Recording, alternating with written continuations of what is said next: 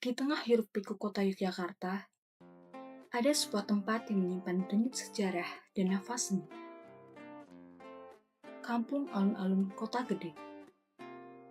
Dahulu, disinilah berdiri pusat kerajaan Mataram Islam. Tempat di mana kekuasaan, budaya, dan spiritualitas menyatu.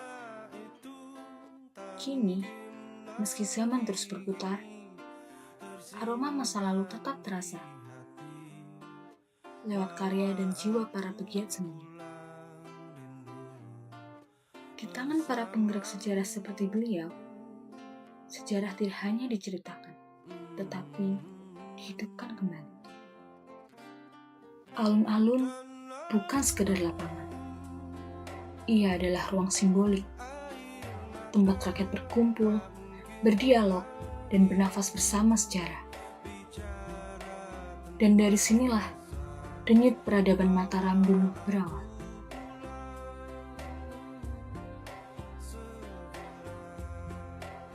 Filosofi Mataram hidup dalam keseharian warga Kota Gede.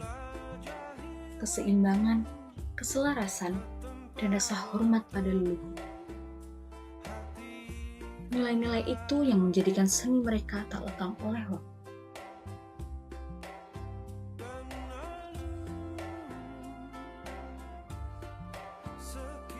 Jejak awal filosofi itu terpatri kuat di Benteng Cepuri. Runtuhan tembok keraton yang memisahkan wilayah Jeron dan Jobo Benteng ini menjadi saksi bisu lahirnya Mataram Islam. Tak jauh dari situ ada Watu Canteng. 3 bola batu misterius yang konon menjadi mainan masa kecil Panembahan Senopati. Dari sisa kemegahan benteng keraton, nafas spiritualitas itu mengalir masuk ke pemukiman warga. Salah satu wujud ketaatan yang unik adalah langgar duwur. Nah, kenapa muncul langgar duwur?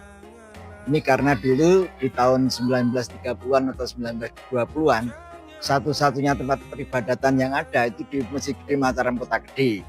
Nah, letaknya orang yang mau jamaah ke sana terlalu jauh. Adzan bergema, kita ke sana sudah selesai sholatnya. Karena terlalu jauh, sehingga orang membangun tempat peribadatan pribadi, bentuknya langgar duwur. Di balik religiusitas yang kental, berseri pula lembaran sejarah pergerakan politik kiri. Jejak yang kontras ini membawa kita ke sebuah bangunan tua bernama Rumah Ropingen. Sekarang saya berada di Rumah Ropingen karena pemiliknya namanya Ropingi, sehingga orang menyebut Rumah Ropingen. Dan rumah ini pernah dapat penghargaan dari Dinas Kebudayaan Provinsi DIY kira-kira tahun 2010 karena tata letaknya, tata ruangnya, tata rakit bangunnya masih utuh, sempurna, tidak ada yang berubah, asli. Punya nilai penting di masa lalu ketika untuk rapat PSI Merah, SI Merah. Ada tokohnya Samaun ketika waktu itu Syarikat Islam Kongres di Bandung tidak boleh melakukan rangkap jabatan. Akibatnya Samaun mendirikan Partai Komunis Indonesia berasal dari kongres atau rapat di sini. Sayangnya, saksi bisu pergerakan ini sekarang tak lagi terawat. Bangunan itu terbengkalai, dibiarkan kosong, seolah menyimpan rapat rahasia masa lalu. Meninggalkan sudut yang dingin itu, kita beralih ke jantung pemukiman yang hangat. Di Between Two Gates, dinding-dinding lorong bukan pemisah, melainkan saksi toleransi dan guyup rukun yang melegenda.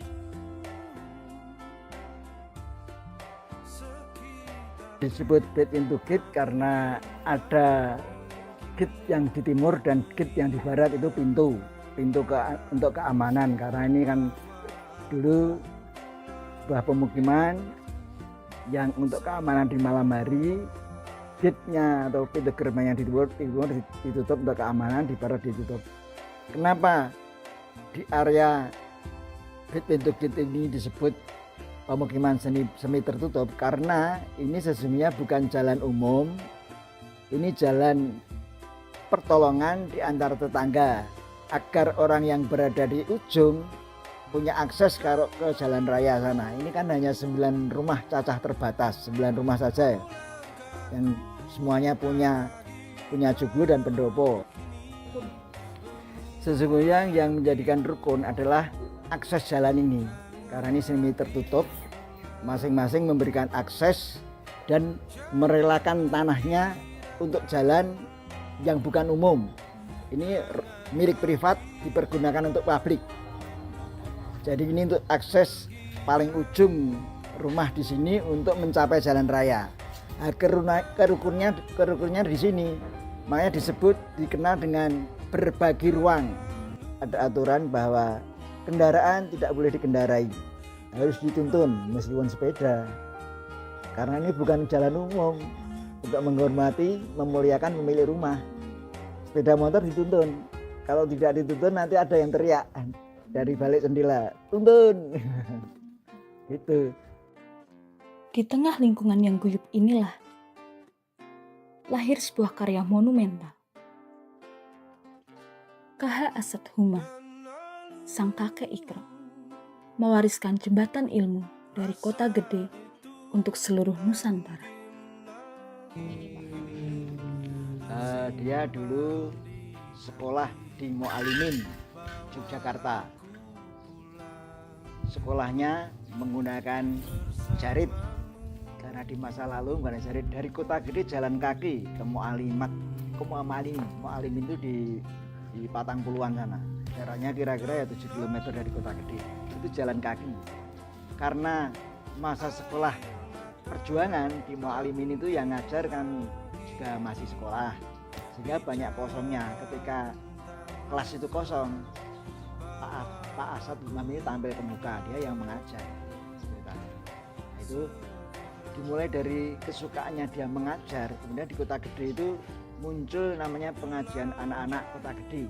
Itu dihimpun oleh dia menjadi PPKS, Persatuan Pengajian Kota Gede dan sekitarnya. Terus dia punya gagasan mencanangkan pemberantasan buta huruf Al-Quran. Pertama itu dia pertama menyusun buku 10 jilid Iqra dengan referensi dari Semarang sudah ada, kemudian direngges jadi kenal. Kendati hiruk pikuk aktivitas di tempat ini mulai meredup termakan zaman, namun amal jariah beliau tetap mengalir abadi. Jika KH Asad Humam berjuang memberantas buta aksara Al-Quran, maka tak jauh dari sana lahir pula sosok yang berjuang meletakkan fondasi negara ini. Dialah Profesor KH Abdul Qahar Muzakir, putra asli kota gede yang suaranya lantang terdengar hingga ke forum internasional demi kemerdekaan Indonesia. Dia bukan orang yang, salah satu yang menarik, dia bukan seorang yang sangat ambisius. Ketika dia berada di BPUPKI, Badan Persiapan Usaha Kemerdekaan Indonesia, dan PPKI, Panitia Persiapan Kemerdekaan Indonesia, itu kan dia menawarkan dasar negara untuk negara dan wilayah negara. Yang dasar negara itu kan dicoret dengan 7 kata, sila pertama itu.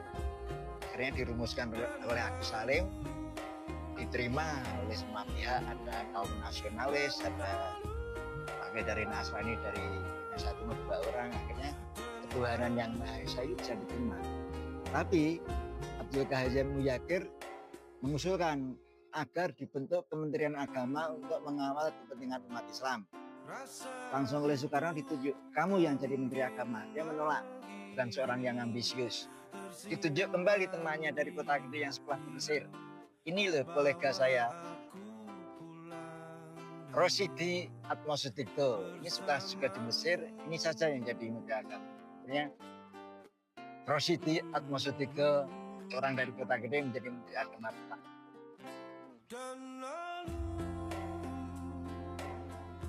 Karena karismanya yang sangat luar biasa sehingga dijadikan sebagai sebagai referensi orang-orang agar orang-orang ya berperilaku seperti Abdul Karim Yakir yang sederhana, yang dia mengawali karir politiknya ketika menjadi mahasiswa di Mesir sampai Indonesia merdeka itu kan atas jasa dia, tapi kemudian dia mengakhiri hidupnya di dunia pendidikan, dari politik ke pendidikan.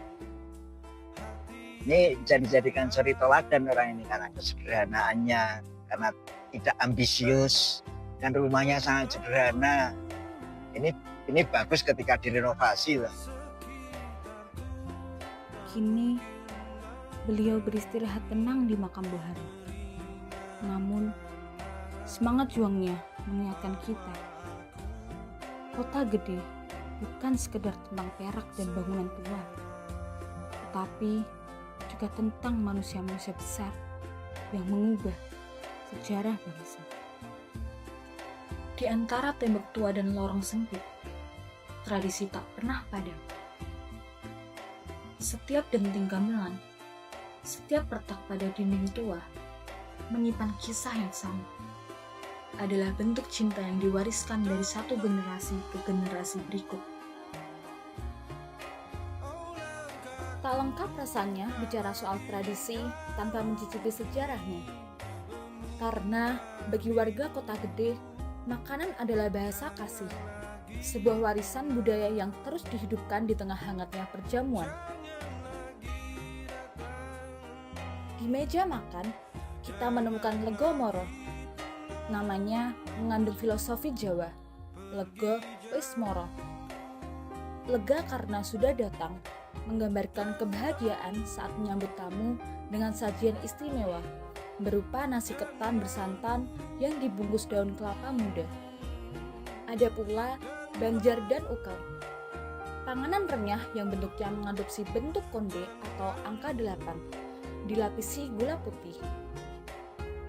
Jangan lewatkan pula wajik bakar, wajik ketan manis yang disajikan dengan cara dibakar, memberikan aroma yang khas.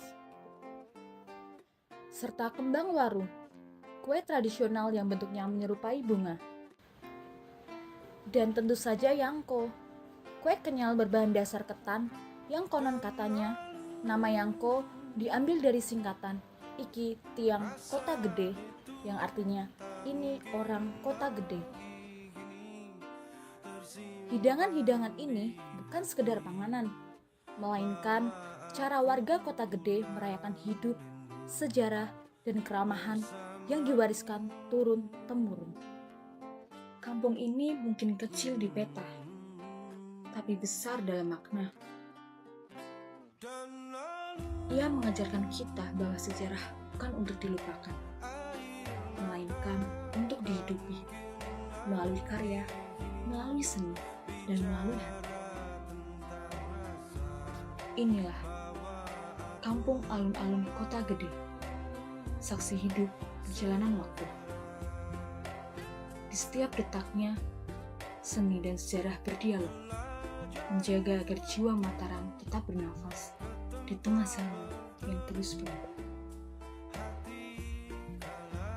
Memperkenalkan diri, nama saya Erwito Wibowo. Saya dari Badan Pengelola Kawasan Cagar Budaya Kota Gede.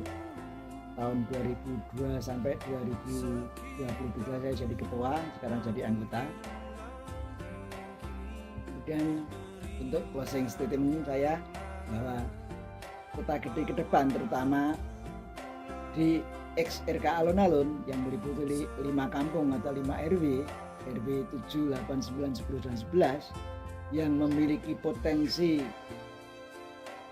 rumah-rumah yang menarik, kawasan lingkungan yang menarik, mestinya diisi dengan aktivitas untuk menunjang keberadaan kawasan tersebut, yaitu adanya aktivitas seni budaya.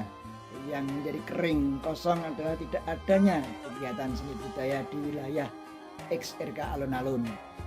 Ada potensi, narasinya bagus, wilayah kawasan, tata ruang lingkungan dan bangunan, belokan-belokan jalan, perpotongan jalan, jalan-jalan yang saling berpotongan itu kan menarik sebagai sebuah lingkungan binaan. Itu saja dari saya. Terima kasih.